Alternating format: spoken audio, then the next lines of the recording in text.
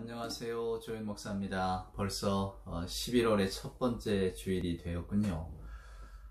이제 2020년 정말로 다사다난했다고 말할 수 있는 코로나 때문에 어떻게 지나간지 알지 못하는 우리 2020년을 점점 결산해야 될 그런 날들이 돌아옵니다.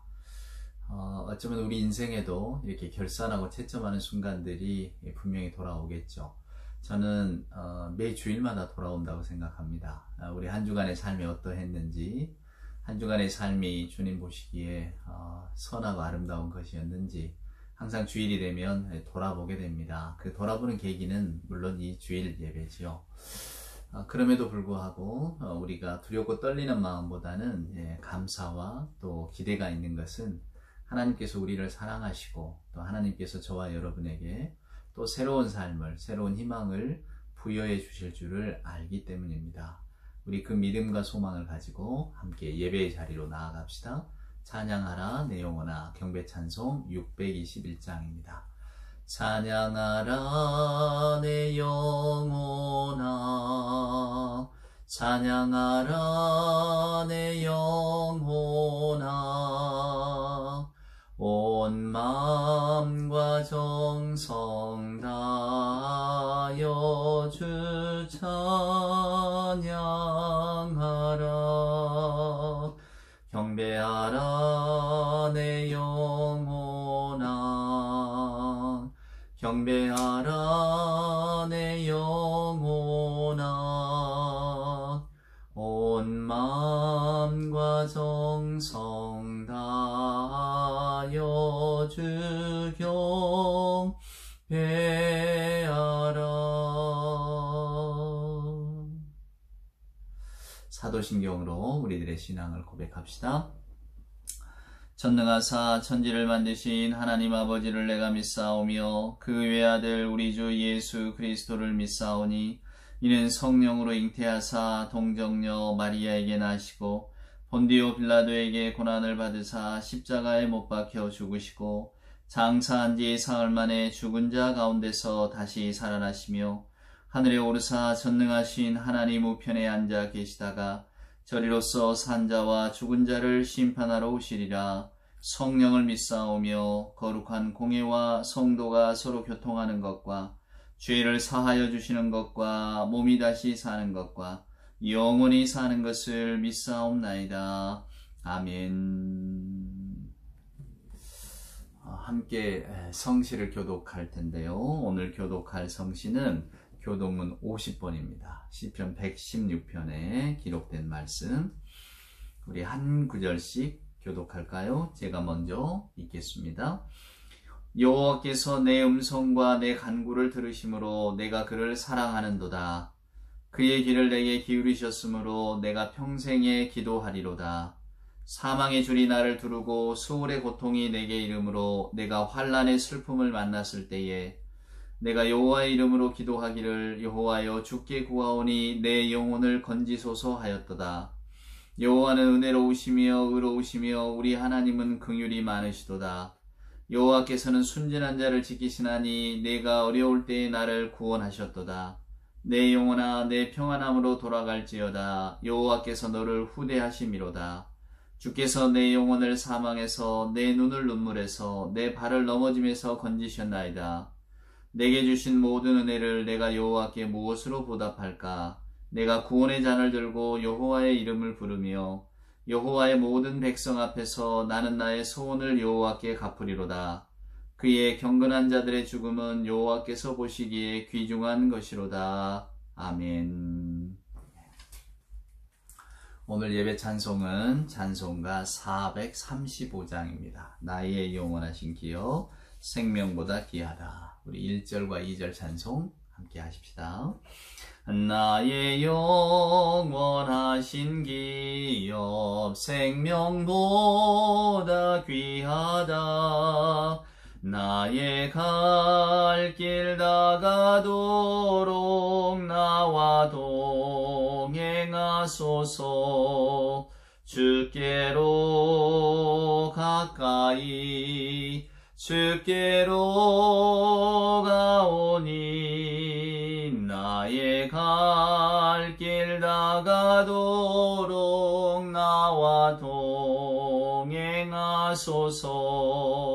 세상 부귀 안일함과 모든 명예 버리고 험한 길을 가는 동안 나와 동행하소서. 주께로 가까이 주께로 가오니 나의 갈 길 다가도록 나와 동행하소서. 아멘.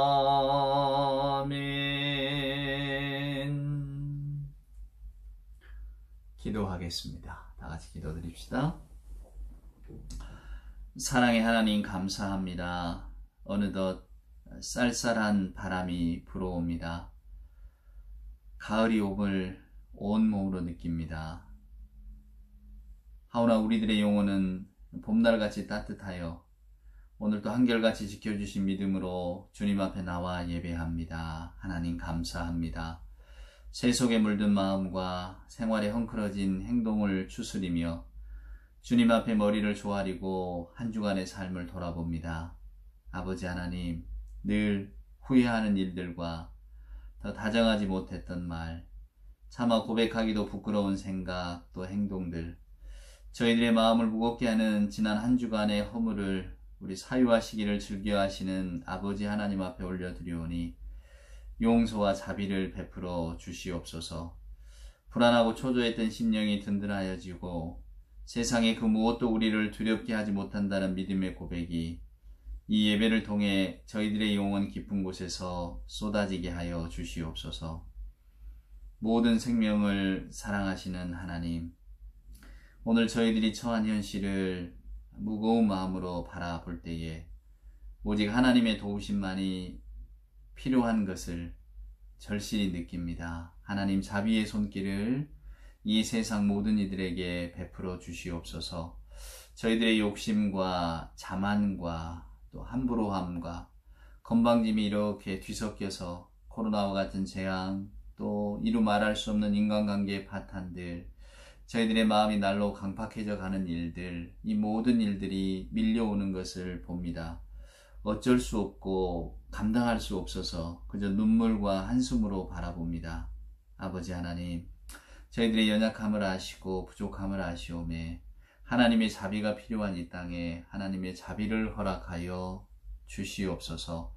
저희들이 하나님 안에서 소망을 찾게 하시고 암울한 현실을 볼 때마다 우리 주님이 살아계셔서 그 현실 가운데 함께 하심을 기억하면서 위로받게 하여 주시옵소서. 하나님 간절히 원합니다. 이 땅에 사는 사람들, 그들이 무엇을 가졌고 어떤 일을 하느냐가 아니라 하나님의 생명받은 사람으로서 그 존재들이 모두 귀함을 받는 그런 세상 되게 하여 주시옵소서. 오직 우리 가족, 나에게로만 영혼이 집중되어 있는 저희들의 눈을 밝혀주시고 십자가에서 모든 것을 내어주셨던 우리 구주 예수 그리스도를 생각해 하여 주시옵소서. 우리들의 소박한 기도 하나님 간절하오매 솔로몬의 영광 같은 세상의 큰 것을 작게 하시고 들풀과 같이 하찮게 여겨지는 모든 것을 귀하다 하셨던 그 주님의 모습을 닮아가는 기도를 오늘 우리가 모두 올릴 수 있도록 주여 도와주시옵소서. 이제 주님의 생명의 말씀을 들을 때에 그 말씀이 던져주는 도전에 직면하게 하시고 그 도전에 직면할 때마다 우리들의 믿음이 더더욱 풍성해졌다는 믿음을 가지고 그 풍성함 가운데로 나아갈 수 있도록 주여 도와주시옵소서. 우리 구주 예수 그리스도 다시 오실 예수님의 이름으로 간절히 기도드리옵나이다. 아멘. 오늘은 창세기에 있는 말씀을 계속해서 읽어보겠습니다. 오늘은 창세기 16장입니다. 우리가 지난 시간에 아브라함이 하나님의 약속을 믿고 하나님께서 그것을 의로 여기셨다고 하는 귀한 복음의 메시지를 들었잖아요. 16장에 와서 또 이렇게 어느 정도 세월이 흘러서 아브라함의 믿음에 어떤 변화가 생겨났는지 한번 살펴보도록 하겠습니다. 16장입니다. 아브라함의 아내 사레는 출산하지 못하였고 그에게 한 여종이 있으니 애굽 사람이요 이름은 하갈이라. 사레가 아브라함에게 이르되 여호와께서 내 출산을 허락하지 아니하셨으니 원하건대 내 여종에게 들어가라. 내가 혹 그로 말미암아 자녀를 얻을까 하노라 하매 아브라함이 사레의 말을 들으니라. 아브라함의 아내 사레가 그 여종 애굽 사람 하갈을 데려다가 그 남편 아브라함에게 첩으로 준 때는 아브라함이 가나안 땅에 거주한 지 10년 후였더라. 오늘 창세기 16장은 이렇게 시작을 합니다. 여러분 혹시 한 10년도 훨씬 전인데 컨택트라고 하는 영화가 있었어요. 원래 원제목은 이제 얼라이벌인데 도착이란 뜻인데 우리나라에서는 컨택트라고 하는 영화로 개봉이 되는데 SF 영화입니다. 저도 뭐 SF 영화를 별로 좋아하지 않습니다만은 드니 빌레브라고 하는 이 프랑스 출신의 감독, 하여간 영화를 재밌게 본 게 있어서 눈여겨봤는데 다른 건 뭐 제가 오늘 여러분에게 뭐 관심 있으면 보시라고는 말할 수 있지만은 다른 걸 전해드리고자 한 게 아니라 이제 그 영화가 뭐 외계인들 이렇게 쉘이라고 하는 뭐 높이가 뭐 한 400m쯤 되는 뭐 어마어마한 비행선 12개가 동시에 지구에 도착합니다. 미국에도 중국에도 러시아에도. 지구가 난리가 나지 않았겠어요? 이 외계인들의 정체를 모르니까 뭐 전쟁을 해야 된다, 어찌해야 된다, 뭐 여러 가지 의견들이 분분하지 않겠습니까? 그때 이제 언어학자 또 과학자들이 들어가서 이 외계인들하고 만나는 이야기입니다. 그때 이제 한 언어학자, 여자 언어학자가 주인공으로 나오는데요. 그 언어학자가 이 외계인들하고 만나면서 그들의 언어를 여러분, 서로 배워가는 과정을 거치게 됩니다. 외계인들의 문자는 우리 문자하고 달라서 그냥 동그란 마치 화선지 먹으로 동그라미를 그린 것 같은 그래서 번져나가는 그런 글자인데요. 뭐 알 수가 없죠. 근데 이 언어학자가 그 외계인들을 만나기 전부터 어떤 환상에 시달립니다. 그건 뭐냐면 한 조그만한 어린 아이가 하나 등장을 하는 환상이에요. 근데 영화는 그것을 시간적으로 보여주는 게 아니라 영화의 처음으로 보여주니까 아이를 갖고 있던 언어학자가 이 아이가 죽고 나서 상심에 빠졌다가 마침 외계인들이 찾아오는 이런 일들에 직면해서 그것을 극복해가는, 그 상처를 극복해가는 이야기구나. 이렇게 우리가 받아들이기가 쉬운데 나중에 알고 보면 그게 아니었어요. 이 언어학자는 미혼이고 그 외계인들하고 과정을 겪으면서 자신의 미래를 내다보게 됐던 겁니다. 그러니까 자기가 이제 얼마 안 있으면 결혼을 하게 될 것이고 그 결혼 중에 태어난 아이가 결국은 죽게 될 것이고 결혼했던 남편은 떠나게 될 거다. 그런 것들을 이제 보는 거예요. 환상 중에서.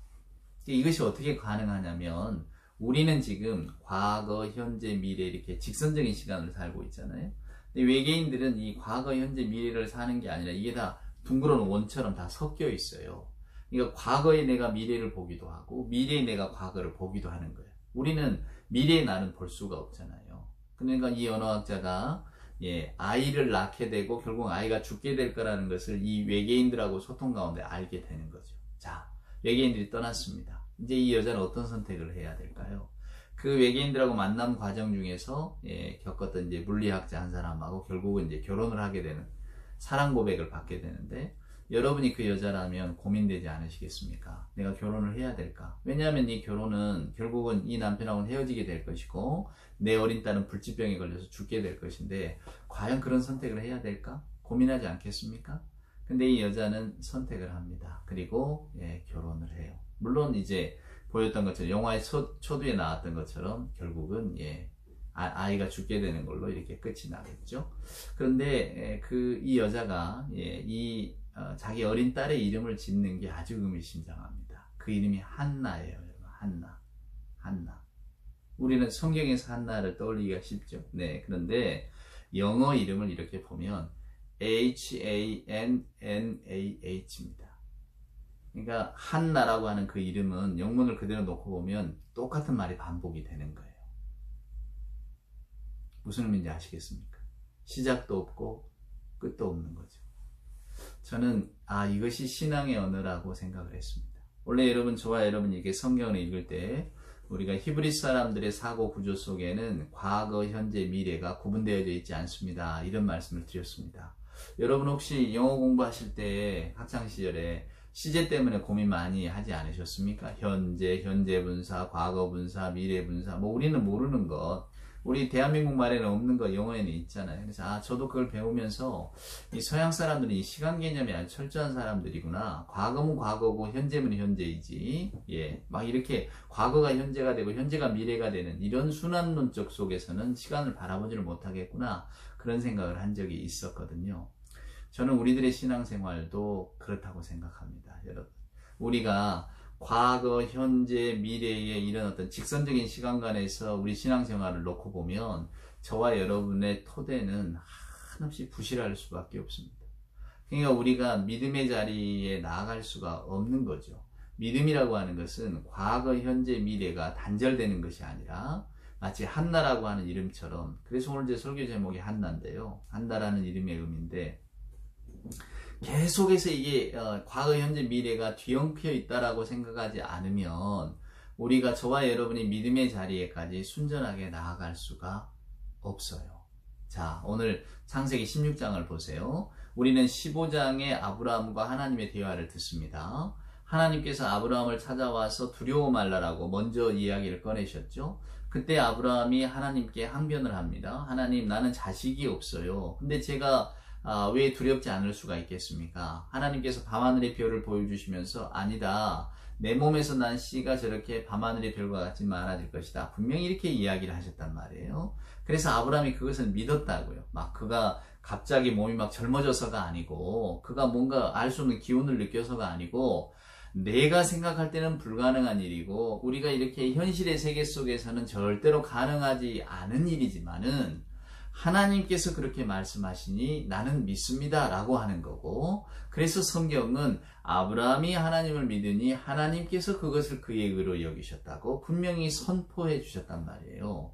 제가 지난 주간에 이 말씀을 드릴 때 저는 강조의 방점을 어디에 찍었느냐면, 우리는 그래서 아브라함과 같은 믿음을 가집시다 이렇게 나가기가 쉽지만은 실제로 성경의 전체적인 맥락을 이렇게 보면, 그러면 그 아브라함이 하나님을 믿은 믿음을 누가 주었냐 그 말이에요. 아브라함 스스로에게서 솟아난 것이냐? 아니라고 하는 겁니다. 주의 성령께서 주셨다는 거예요.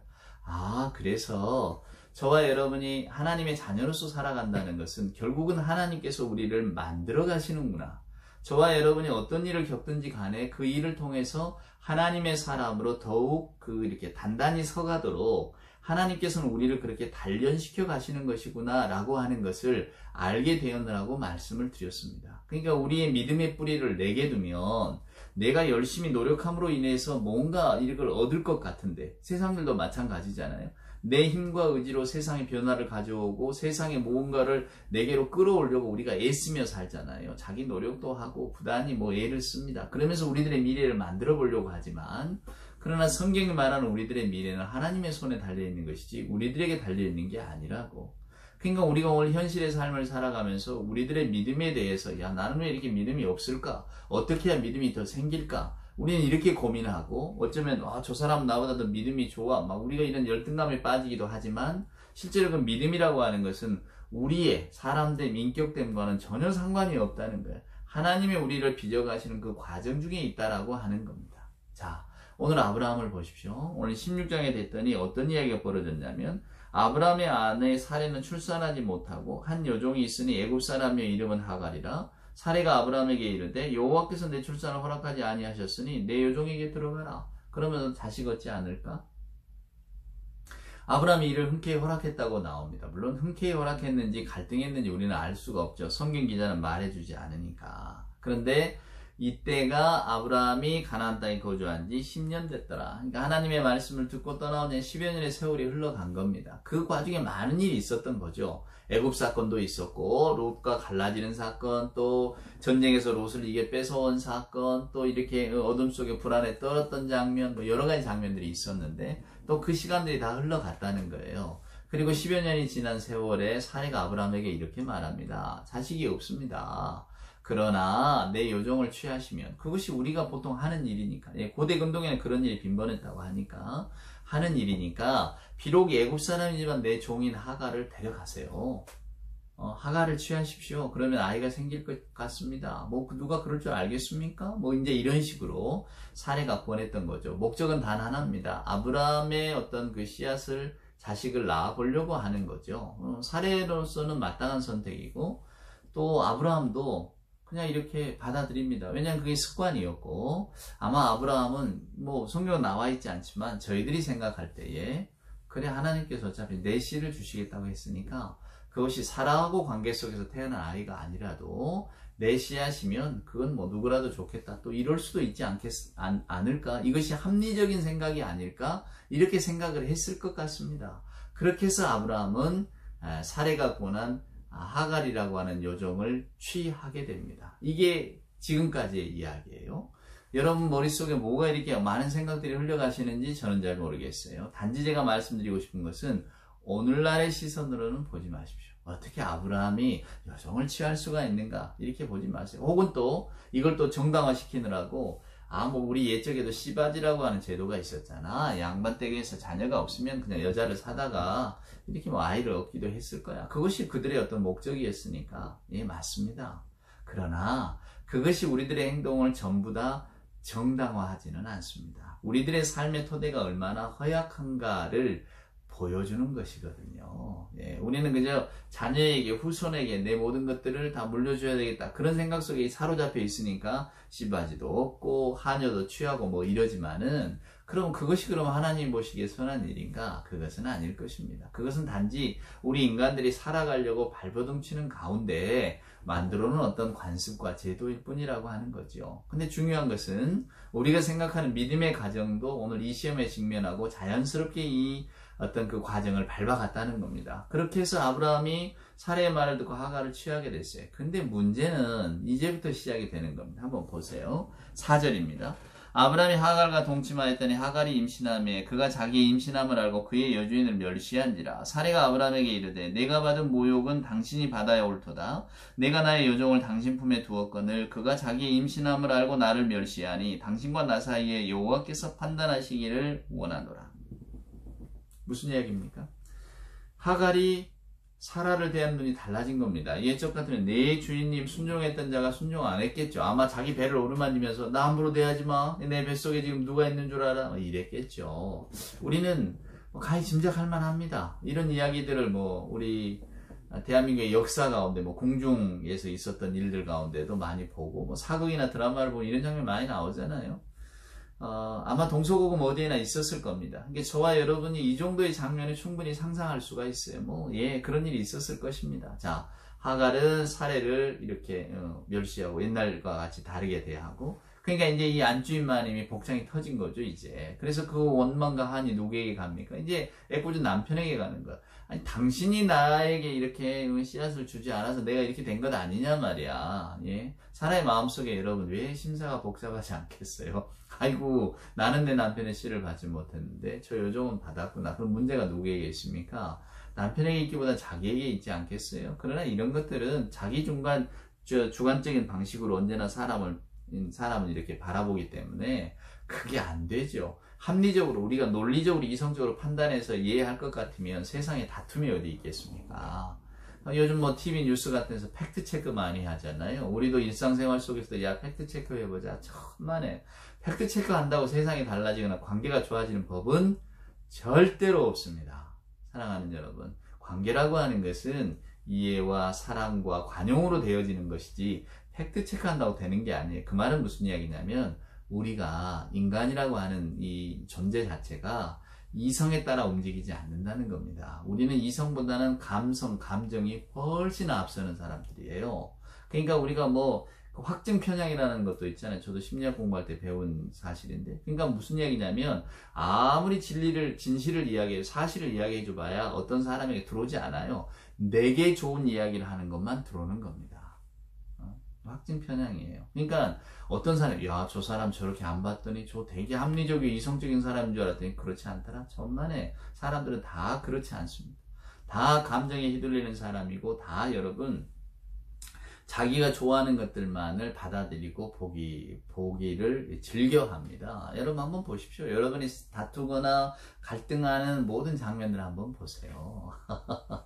사실이 이렇습니다라고, 이거 내가 사실을 몰랐군요. 죄송합니다. 이렇게 사과가 나오는 줄 아십니까? 오히려 뭐, 냉혹하다느니, 뭐, 그래, 너 잘났다느니, 사실이 여러분 관계를 좋게 만드는 게 아니에요. 그죠? 그렇게 생각할 수도 있겠구나. 감정을 건드리지를 말아야 됩니다. 근데 그게 어디 있겠습니까? 어렵습니다. 그러면 우리 사이에 다툼이 없죠. 하여간 그렇습니다. 그러니까 오늘 이 사례도 그런 눈으로만 보지 마세요. 사례가 보기에는 억울한 겁니다. 분통이 터지는 일이고 어쩌다 내가 이런 수모를 당하게 됐는가 생각하니 속상하죠. 그래서 남편이 그걸 다 퍼부어버렸어요. 당신이 이게 말이야 이것 때문에 내가 지금 이 지경을 당하게 됐노라. 아브라함을 보세요. 6절에 보면 아브라함이 사레에게 이르되 당신의 여종은 당신의 수중에 있으니 당신의 눈에 좋을 대로 그에게 행하라 하매 사레가 하갈을 학대하였더니 하갈이 사레 앞에서 도망하였더라. 무슨 이야기입니까? 아브라함도 귀찮으니까 힘드니까 알아서 하라 한 거예요. 한 말 물러선 거죠. 어떻게 했겠습니까? 그러길래 내가 하갈을 취한다 그랬어. 당신이 그런 일이잖아. 나는 결코 내가 그걸 원했던 것도 아니고 당신 알아서 하시오 했겠죠. 그건 여러분 뭐겠습니까? 아브라함 너그러서 그랬겠어요. 이 두 여인의 다툼 속에 끼어들고 싶지가 않은 거죠. 어쩌면 다소는 좀 비겁한 모습. 그러나 우리가 아브라함이라도 이런 행동하지 않겠습니까? 어떻게 그 사이에서 끼어서 뭐라 하겠습니까? 하갈을 나무라겠습니까? 사레를 나무라겠습니까? 여기까지 어쩌면 이르게 하시는 하나님을 원망했을지도 모르죠. 한편으로는 하나님을 원망하면서 알아서 하라고 이랬을 수도 있겠죠. 자, 그러니까 일이 걷잡을수록 실러갑니다. 어떻게 합니까? 사레가 하갈을 학대합니다. 하갈이 도망가 버려요. 근데 여러분, 그때 당시 임신한 여종이 도망가면 어디로 도망가겠습니까? 결국은 아이고 내가 집안에 있어서 이렇게 그 주인만인 이 시샘과 또 이렇게 괴롭힘에 그냥 말라 죽느니 차라리 밖에 나가서 자유롭게 죽겠다 이런 겁니다. 그 유대 가나안 땅 집 나서면 광야인데 여자 몸으로 어디를 돌아다닙니까? 죽을 수밖에 없죠. 그러니까 죽기를 각오하고 나온 겁니다. 아니요. 난 죽어도 좋다고 나온 거예요. 아니요. 난 더 살기 싫다고 나온 거예요. 하갈의 심정을 이해하십니까? 이게 아브라함 가정에서 일어났던 일입니다. 쉽지 않아요. 쉽지 않습니다. 자, 보세요. 7절입니다. 여호와의 사자가 광야의 샘물 곁 곧 술길 샘 곁에서 그를 만나 이르되 사레의 여종 하갈아 내가 어디서 왔으며 어디로 가느냐. 그가 이르되 나는 내 여주인 사레를 피하여 도망합니다.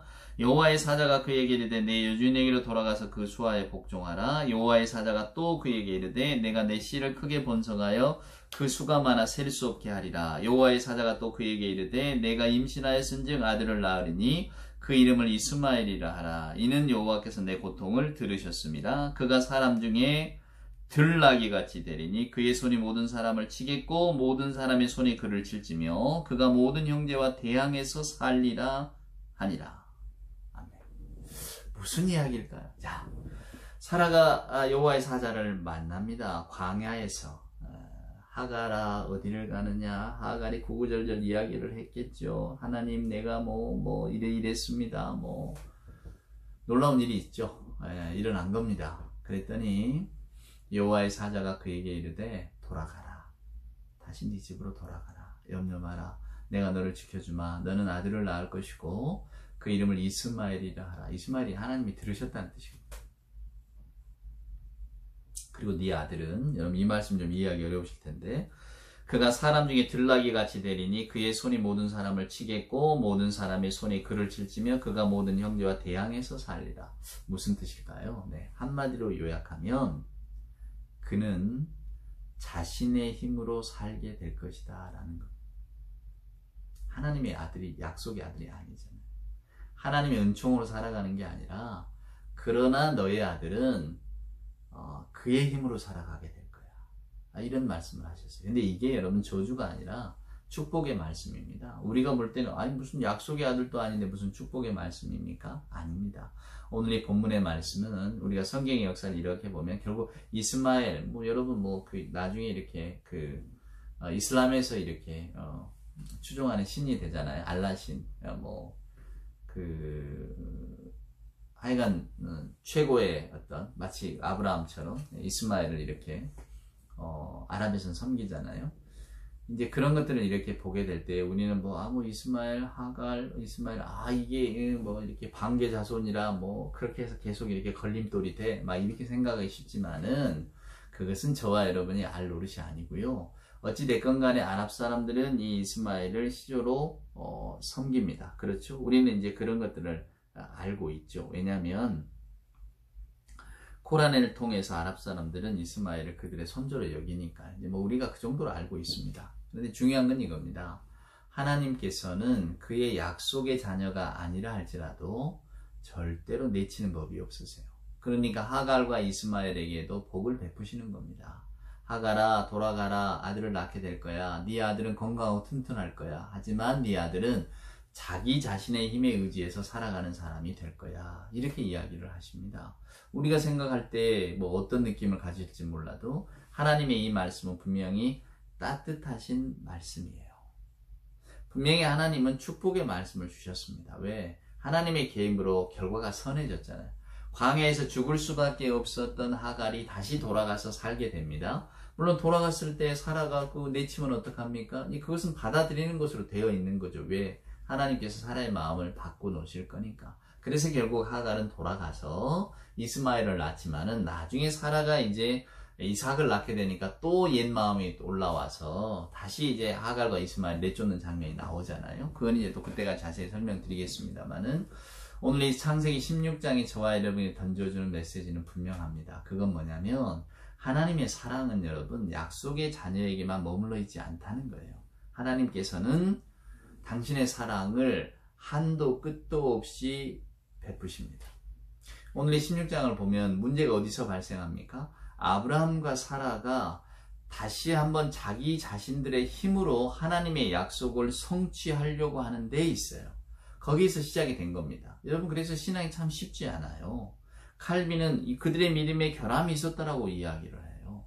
중요한 것은 그럼에도 불구하고 인간은 곁길로 갔지만 자기 자신의 어떤 합리적이고 이성적이라고 하는 스스로의 판단에 의해서 가장 좋게 보이는 결과를 선택했지만 결국 이것이 어그러지는 결과를 나타냈잖아요. 어떻습니까? 만약에 여러분이 사례라면 하갈을 들여서 아들을 낳게 했더니 아들을 좀 얻으려고 했더니 하갈 저것이 저 종이 여러분 그죠? 여러분이 만약에 사례라면 아이를 갖더니 아주 기고만장해졌다고 나까지 멸시한다고 여러분 얼마나 기가 막혔겠어요. 만약에 제가 사례라면 잠을 못 잤을까요? 그 분함 때문에 얼마나 억울하고 분합니까? 내가 저 요종한테까지 멸시를 받아야 되는데 처지를 생각하면 기가 막히죠 여러분. 그렇지 않겠습니까? 저는 10번이라도 사례의 마음 이해가 됩니다. 자 그렇게 해서 결국은 가정이 깨어진 거 아닙니까? 결국은 이건 아브라함 편에서 볼 때에는 참 전혀 생각하지 않은 결과가 나타난 거죠. 아내가 좋아할 줄 알았더니 아내가 오히려 심통을 부리고 아브라함 입장에서야 이게 그러길래 누가 내가 한다 그랬는가? 자기가 권해놓고는 자기가 화를 내면 어쩐단 말인가? 또 이런 생각하지 않았겠어요? 우리는 아브라함을 우유부단하다 여러 가지로 비난할 수 있겠지만 저는 그렇지 않다고 생각합니다. 제가 아브라함이라도 이 스탠스를 취할 수밖에 없을 것 같아요. 여러분 누구 편을 들겠습니까? 하갈을 불러다가 이야기를 했겠지 왜 안 했겠습니까? 너 제대로 주인만이 모시라고 말이야. 너 건방지면 안 된다. 왜 이런 말 안 했겠어요? 하지만은 그것은 받는 사람이 그대로 해줘야 되는 것이지 말을 하는 사람과 받는 사람의 처지가 다른데 그러니까 어떻게 감당을 못한 겁니다. 그러니까 아내가 당신 좋을 대로 하라고 말이야. 나는 빠져있겠다고 그런 것 아니겠어요? 하갈 입장에서 보면 자기가 원하는 건 아니었겠죠. 하지만 주인 마님이 주인 어른하고 동침하라고 하니까 그 말에 순종한다 셈 치고 그렇게 해서 또 자기 모습이 좀 달라질 수도 있겠는데 너무 그냥 주인 마님이 괴롭히니까 차라리 죽어버리는 게 낫겠다. 도망친 것 아니겠어요? 그런데 그 순간에 하나님의 개입이 일어나서 하갈도 살리시고 사레와 아브라함의 가정도 살리시는 이런 장면들을 우리가 보게 됩니다. 놀랍죠. 아까 제가 한나라고 하는 이름에 대해서 영화를 빌려 말씀을 드렸잖아요. 그러니까 저는 그런 생각이 들었습니다. 신앙이 왜 쉽지 않은가? 우리는 과거, 현재, 미래라고 하는 직선적인 시간 위에서 살고 있기 때문입니다. 신앙은 과거, 현재, 미래가 이렇게 동그란 원처럼 뒤섞여 있는 거잖아요. 과거에서도 미래를 보는 거고, 미래에서도 다시 과거로 오는 거고. 그러니까 시간이라고 하는 개념 속에서 우리가 아브라함의 생애를 보고 있기 때문에 아브라함이 얼마나 절망했을까, 답답했을까를 우리는 알 수 있어요. 그러나 우리는 이미 아브라함의 과거, 현재, 미래를 다 알고 있잖아요. 지금 아브라함이 사레와 어떤 하갈과 갈등하고 있는 거라면 아브라함의 과거는 갈대아 우르에서 뛰어나왔고 아들이 없어서 고민했고 다 알잖아요. 근데 지금 갈등 속에 있지만 나중에 우리는 아브라함의 미래까지도 압니다. 이삭이 생길 거라는 거 다 알고 있잖아요. 그러니까 이 아브라함의 이런 삶의 과정을 이렇게 보면서 그래 아브라함아 염려하지 마시오. 당신의 믿음을 이렇게 단단히 만들어 가시려고 하나님께서 다 착착착 밟고 계시는 거요. 당신이 어떤 선택을 하든지 간에 하나님께서는 결국은 선한 것으로 인도해 주시는 거요. 그 우리가 보고 알지만은 당시 아브라함이라고 알 수 있겠습니까? 얼마나 답답하고 얼마나 암울했겠습니까? 여러분 우리가 시편을 좋아하시잖아요. 시편을 읽다 보면 시편 기자들이 하나님께 기도하는 장면들이 정말로 많이 나옵니다. 근데 여러분 시편 기자들이 하나님께 기도할 때에 하나님 돈을 좀 많이 벌게 해주십시오. 돈이 많았으면 좋겠습니다. 이런 기도 하는 줄 아십니까? 아니라고 다 짐작하실 겁니다. 근데 왜 안 할까? 삶의 토대가 우리 인간의 실존의 토대가 인간의 노력으로 그 기초가 확보되는 것이 아니라는 것을 알기 때문입니다. 즉 돈을 가지고 우리 어떤 그 삶의 토대가 탄탄해진다면 당연히 부자가 되게 해달라고 구했겠지. 왜 그걸 안 구했겠습니까? 아니지요. 칭찬, 사람들 사이의 존경, 어떤 학문적인 업적, 정치적인 것 다 아닙니다. 행복한 가정을 꾸리는 것, 그것만으로 삶의 토대가 견고해지지 않아요. 삶이라고 하는 것이 아주 신비로운 겁니다, 여러분. 우리가 인생의 목표로 세운 어떤 것들이 그냥 이루어지면 그거를 가지고 내 삶의 토대가 든든해지고 행복할 것 같지만 그 목표에 도달하는 순간 그것은 티끌로 변해버려요. 아무것도 아니래. 어렸을 적에 저도 재밌게 본 동화가 있어요. 트리나 포울러스라고 하는 그 여자가 쓴 꽃들에게 희망을. 기억나십니까? 예, 이 나비 애벌레가 막 탑을 쌓고 올라가잖아요. 근데 결국은 그 탑 끝에 올라간 애벌레가 발견한 게 뭡니까? 아무것도 없었어요. 오히려 미리 떨어지고 중간에 탈락한 그 애벌레가 나비가 돼서 날아가는 것만을 보게 되는 거죠. 그러니까 뭡니까? 애벌레들이 쌓고 있는 탑 꼭대기로 올라가는 것, 그것이 참된 희망이 아니라고 하는 거예요. 아니, 나비가 돼야 꽃들에게 희망이 있죠. 왜 꽃들에게 희망입니까? 나비가 이 꽃분을 옮겨줘야 꽃들도 꽃이 피고 더 확산될 것 아닙니까? 꽃은 가만히 있는데 나비가 가만히 있어버리면, 즉 애벌레가 나비가 되지 못하면 꽃들에게도 희망이 없는 거예요. 이게 다 얽혀 있는 겁니다. 그런데 나비 애벌레가 탑을 쌓고 나비가 될 건 포기하고 그냥 애벌레가 그 탑만을 하고 올라갈 때는 아무것도 남은 게 없다. 그것이 우리 인생에 대한 유비 아닙니까? 그래서 그 소설이 힘이 있고 의미가 있는 거죠. 성경을 읽어보면 시편 기자들은 오직 하나님의 은총에만 기대고 있어요. 하나님께서 은총을 우리에게 내려주시면 우리가 그것으로 우리들의 삶의 토대를 삼습니다. 이런 거거든요. 오늘 아브라함의 이야기도 마찬가지입니다. 저와 여러분이 아브라함의 이야기를 이제 쭉 더 읽어갈 텐데, 왜냐면 아브라함의 하이라이트는 이 창세기 22장 아니겠어요? 이삭을 바치던.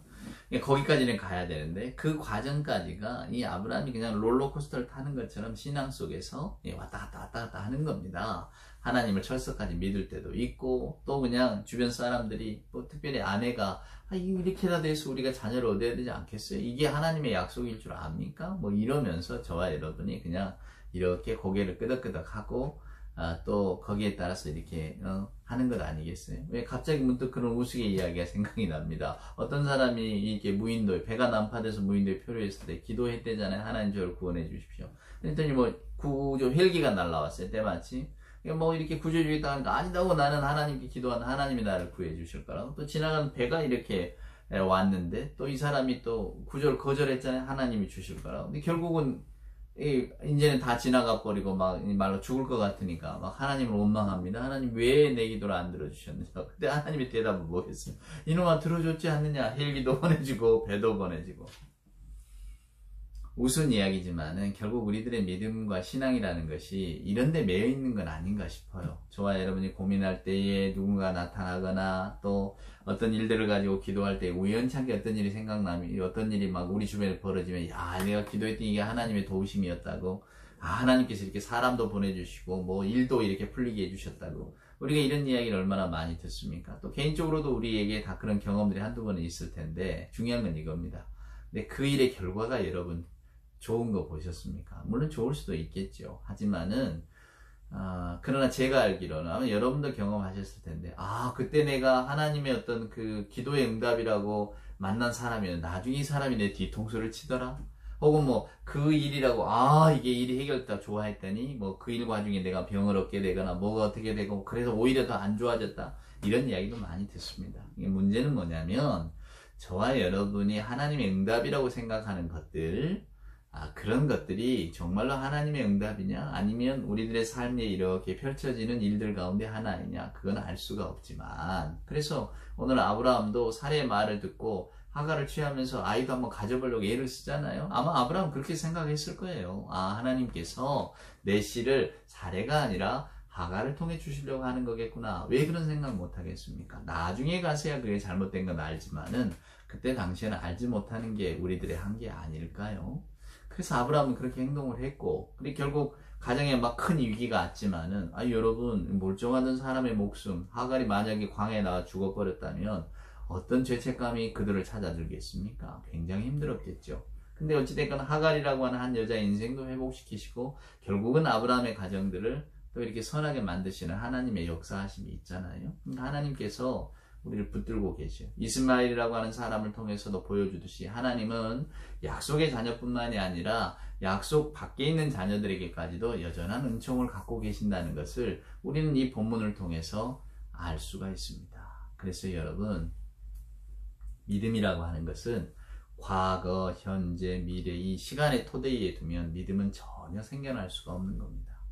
믿음은 마치 한나라고 하는 이름처럼 둥글둥글 돌아가는 과거, 현재, 미래가 섞여 있는, 그래서 우리들의 과거가 미래가 되고 미래가 또 과거가 되는 그런 시간 개념 속에서 보아야지 우리들이 신앙생활을 좀 더 온전하게 할 수 있습니다.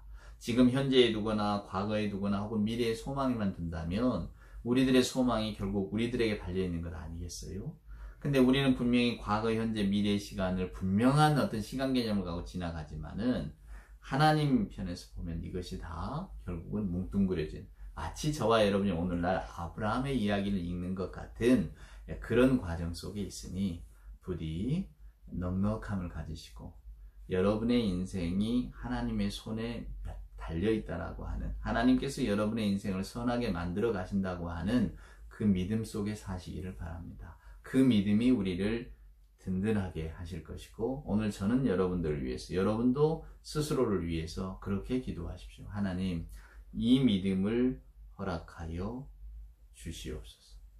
이 믿음이 제게 있게 해주십시오. 하나님께서 모든 것을 선하게 만드신다는 하나님의 약속의 자녀뿐만이 아니라 약속 밖에 있는 자녀들까지도 자비를 가지고 대하시는 하나님의 그 놀라우신 은총이 오늘 내게 임하고 있다는 사실을 제가 잊지 않고 살아갈 수 있도록 하나님 도와주십시오. 그럴 때에 우리는 하나님의 약속을 신뢰하는 사람, 우리 삶의 토대가 하나님임을 분명히 고백하는 그런 사람으로 살아갈 수가 있을 것입니다. 기도합시다. 이제는 우리 구주 예수 그리스도 크신 은혜와 하나님의 사랑하심과 성령님의 함께하심이 오늘 또 예배 드리며 또 주신 말씀을 생각하며 하나님을 우리 삶의 근본 토대로 고백하고 살기를 소원하는 우리 예배하는 모든 교우들 머리머리 위에와 저들의 삶과 기도와 무엇보다 우리 하나님이 사랑하시는 이 땅의 모든 자녀들 위에 이제로부터 영원 무궁토록 함께하여 주옵기를 간절히 축원하옵나이다. 아멘.